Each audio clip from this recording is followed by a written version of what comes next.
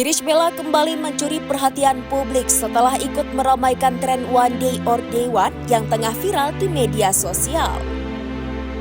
Tak sekedar ikut-ikutan, unggahan Irish justru menjadi momen manis yang memperlihatkan perjalanan cintanya bersama sang suami Haldi Sabri.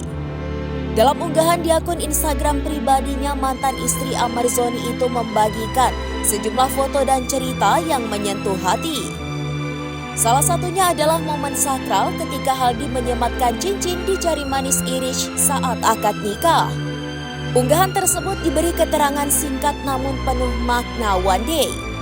Sebuah simbol bahwa harapan untuk membangun rumah tangga baru kini telah menjadi kenyataan. Tak hanya itu, Irish juga mengisahkan bahwa hubungan mereka tidak terbentuk dalam waktu yang singkat.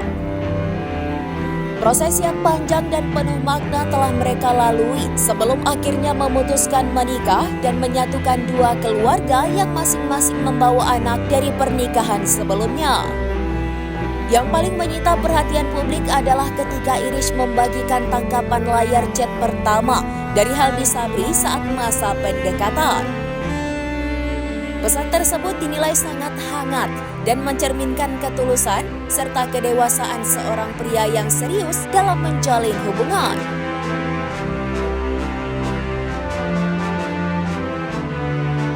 Download Tribun X sekarang, menghadirkan lokal menjadi Indonesia.